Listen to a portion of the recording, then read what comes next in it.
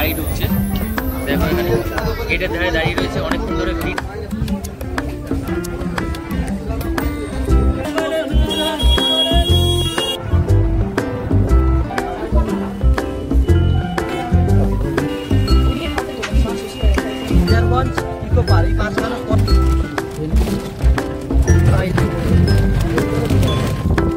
সামনে আমাদের এই মহান ব্যক্তিত্ব যাচ্ছে বলে আমি আপনাদের কিছু দেখাতে পাচ্ছি না।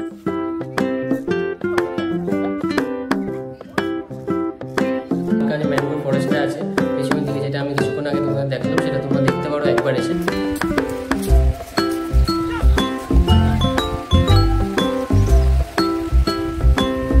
আমাদের এখন নেক্সট ডেস্টিনেশন হচ্ছে বেনফিশ। তো দেখতে থাকো বেনফিশে কি কি আছে, সমস্ত কিছু দেখাবো।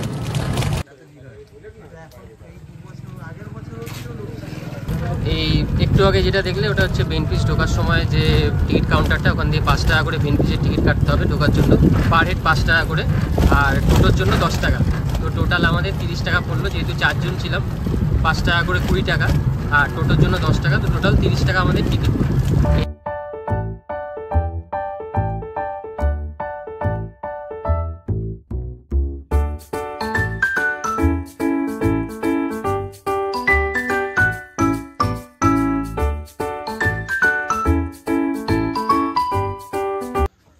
তো আমরা এখন পৌঁছে গেছি বেনফিশ। এখানে দেখতে পাচ্ছ বিভিন্ন মাছ যেগুলো নিয়ে যায়, সেই নৌকাগুলো এখানে দাঁড়িয়ে রয়েছে সমস্ত। এখান দিয়ে সমস্ত মাছগুলো তোলা হয়, এবং এখান থেকে আমাদের যেমন ডায়মন্ড হারবার, শিয়ালদা, আমাদের বিভিন্ন জায়গায় এখান থেকে কিন্তু মাছগুলোকে নিয়ে যাওয়া হয়। এখান দিয়ে দেখো এই যে মাছগুলো তোমরা এখানে হয়তো দেখতে পাচ্ছ, যে এখানে মাছের যে সকালবেলা যে মাছগুলো তোলা হয়, এইখান থেকেই বিভিন্ন জায়গায় যায়। সমস্ত মাছ ধরার যে নৌকাগুলো আছে দেখো, এই নৌকাগুলো করেই কিন্তু মাছ ধরা হয়। দেখো নৌকার মধ্যে সমস্ত জাল সমস্ত কিছু রয়েছে, এখানে সমস্ত মাছ ধরার যে সরঞ্জাম সমস্ত কিছু এখানে তোমরা দেখতে পাচ্ছ। এই যে ম্যানগ্রোভ ফরেস্টগুলো দেখো এই পাশটায়, ঠিক ওপারটাতেই।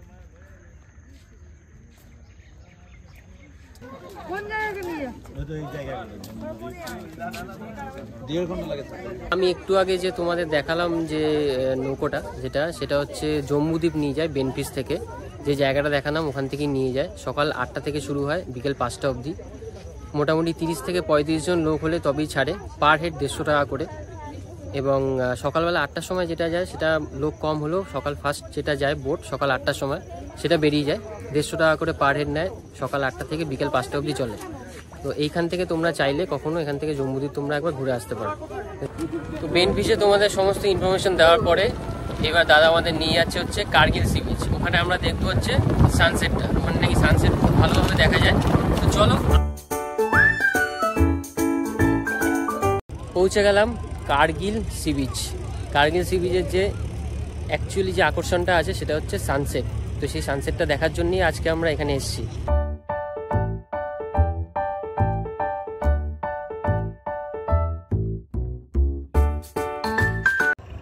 সানসেটটা একবার শুধু দেখো, অপূর্ব লাগছে। একবার তোমরা এখানে ভিডিওর মধ্যে ফিল করো।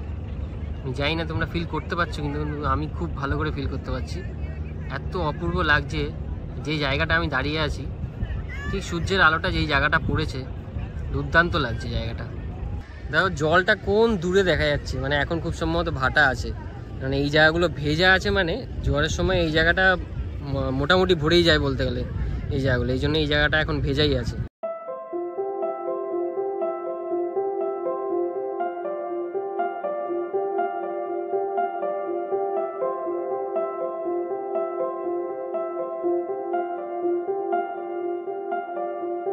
বকখালি এলে বিকেলের টাইমটা অবশ্যই এখানে একবার ঘুরে যাবেন। এই সুন্দর সানসেটটা দেখার জন্য সবাই প্রচণ্ড পরিমাণে ওয়েট করে থাকে, এবং টোটো কাকুও বলছিল যে এই সানসেটটার জন্য সবথেকে বেস্ট টাইম হচ্ছে এই বকখালিতে এই টাইমটা, এই বিকেলের টাইমটা, যখন এখন বাজে হচ্ছে মোটামুটি 5টা বাজতে 10 মিনিট বাকি। তো এই টাইমটা সবথেকে বেস্ট টাইম এখন শীতকালে। কার্গিল সি বিচে আমাদের সানসেট দেখা কমপ্লিট হয়ে গেছে। এখন আমরা যাচ্ছি ফ্রেজারগঞ্জে। ফ্রেজারগঞ্জে কী কী আছে সেগুলো দেখব। এখন আমরা পৌঁছে গেছি ফ্রেজারগঞ্জে। ফ্রেজারগঞ্জে কিছুটা আগে নামিয়েছে আমাদের, যেহেতু ওখানে পুলিশের কিছু কাজ চলছে, তাই জন্য ব্যারিকেড করা আছে, তাই ওইখানে নেমে আমরা কিছুটা হেঁটে যাচ্ছি। তো সামনেই ফ্রেজারগঞ্জ আছে, ওখানে একটা ব্রিটিশের পুরনো বাড়ি আছে, একটা ছোট মন্দির আছে গঙ্গা মায়ের, যেগুলো আমরা দেখবো। সামনেই এসে গেছে গঙ্গা মায়ের মন্দিরটা। তো চলো তোমাদের দেখাই।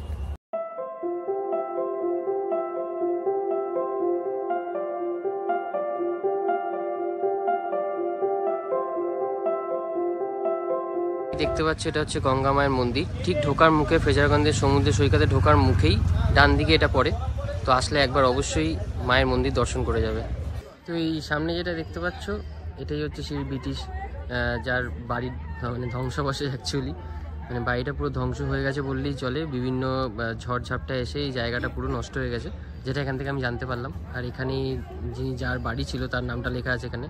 তো পেছনে যেনাকে দেখতে পাচ্ছ উনি হচ্ছেন অ্যান্ড্রু হ্যান্ডারসন ফ্রেজার, যার বাড়ি এটা, যেটা এখন প্রায় ধ্বংস হয়ে গেছে বললেই চলে। জায়গাটা একবার দেখো, মানে বিভিন্ন ঝড়ঝাপটা এসে কি অবস্থা করেছে জায়গাটার। আর সেটা সব থেকে বেশি বাড়িটাকে দেখলে সব থেকে বেশি বোঝা যায় যে জায়গাটার কি অবস্থা করে।